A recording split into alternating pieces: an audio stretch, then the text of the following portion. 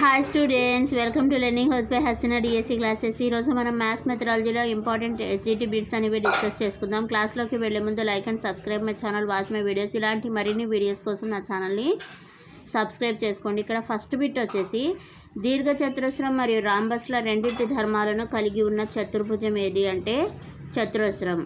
దీర్ఘచతురస్రం మరియు రాంబస్ల రెండింటి ధర్మాలను కలిగి ఉన్న చతుర్భుజం ఏది చతురస్రం.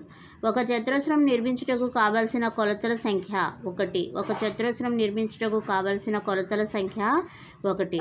రాంబస్ యొక్క అన్ని భుజాల మధ్య బిందువులను కలుపగా ఏర్పడు పటం దీర్ఘచతురస్రం. రాంబస్ యొక్క అన్ని భుజాల మధ్య బిందువులను కలుపగా ఏర్పడు పటం ఏంటి? దీర్ఘచతురస్రం.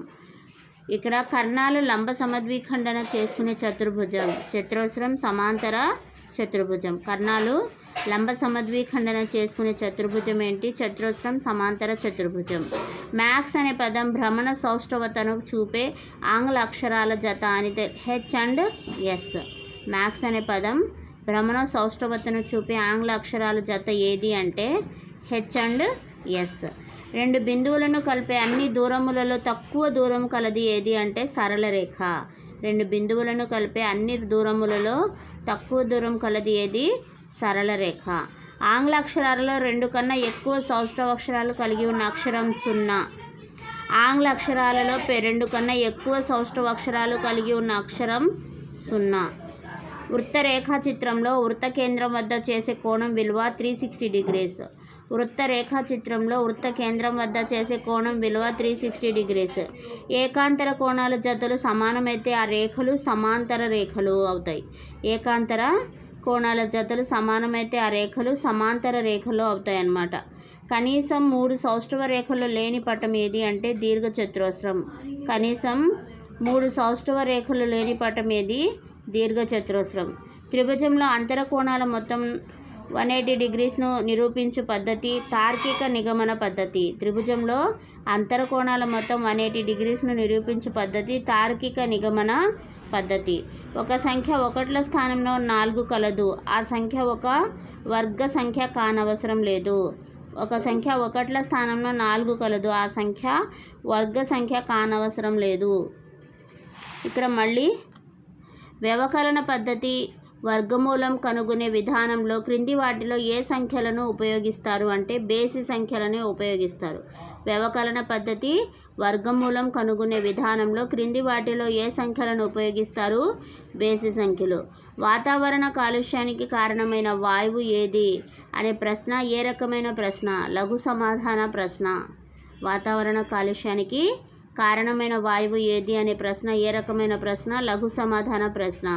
పెట్రోలియం తయారీ ప్రక్రియలోని వివిధ దశలు వివరించండి అనే ప్రశ్న ఏ రకమైన ప్రశ్న?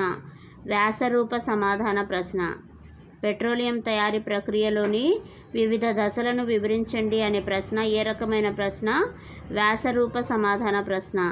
తరగతి గదిలో అభ్యసనానికి మెరుగుపరచడానికి ఉపాధ్యాయుడు చేసే మదింపు ఏంటి అంటే నిర్మాణాత్మక మదింపు. తరగతి గదిలో అభ్యసనాన్ని మెరుగుపరచడానికి ఉపాధ్యాయుడు చేసే మదింపు నిర్మాణాత్మక మదింపు. ప్రత్యుత్పత్తిని నిర్వచించుము. ఇది ఏ రకమైన ప్రశ్న? లఘు సమాధాన ప్రశ్న. ప్రత్యుత్పత్తిని నిర్వచించుము. ఇది ఏ రకమైన ప్రశ్న? లఘు సమాధాన ప్రశ్న. Self assessment is the first step to all assessment అని చెప్పింది ఎవరు? Enhance dreams. Self assessment is the first step to all assessment అని చెప్పింది ఎన్హాన్స్ డ్రీమ్స్. రూబిక్స్ అనున్నది రెడ్ అను పదం నుండి ఆవిర్భవించింది. రెడ్ అనున్నది లాటిన్ భాషా పదం. రూబిక్స్ అనున్నది రెడ్ అను పదం నుండి ఆవిర్భవించింది. రెడ్ అనున్నది లాటిన్ భాషా పదం. ఎవరి సిద్ధాంతం ప్రకారం అభ్యాసకుడు అభ్యసన కార్యక్రమంలో క్రియాశీలక పాత్ర పోషిస్తాడంటే వైగోట్స్కీ. ఎవరి సిద్ధాంతం ప్రకారం అభ్యాసకుడు అభ్యసన కార్యక్రమంలో క్రియాశీలక పాత్ర పోషిస్తాడంటే వైగోట్స్కీ. వైగోట్స్కీ సిద్ధాంతం ప్రకారం అభ్యాసకుడు అభ్యసన కార్యక్రమంలో క్రియాశీలక పాత్ర పోషిస్తాడు. భిన్నాలను వాటి పరిక్రియలను వివరించిన గణిత శాస్త్రవేత్త ఎవరు? బ్రహ్మగుప్తుడు. భిన్నాలను వాటి పరిక్రియలను వివరించిన గణిత శాస్త్రవేత్త బ్రహ్మగుప్తుడు. జాతీయ గణిత శాస్త్ర దినోత్సవం డిసెంబర్ 22. జాతీయ గణిత శాస్త్ర దినోత్సవం డిసెంబర్ 22. మహావీరాచార్యుడు రచించిన గ్రంథం గణిత సారా సంగ్రామం. మహావీరాచార్యుడు రచించిన గ్రంథం గణిత సారా సంగ్రామం. వృత్తం యొక్క బిందు సౌష్ఠవముల సంఖ్య 1.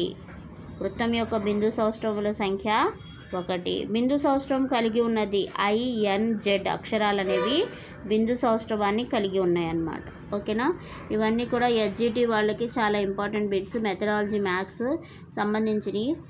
ఐ హోప్ మీకు ఈ వీడియో కనుక నచ్చితే like and subscribe my channel, watch my videos. ఇలాంటి మరిన్ని వీడియోస్ కోసం నా ఛానల్ని సబ్స్క్రైబ్ చేసుకోండి. Thank you students.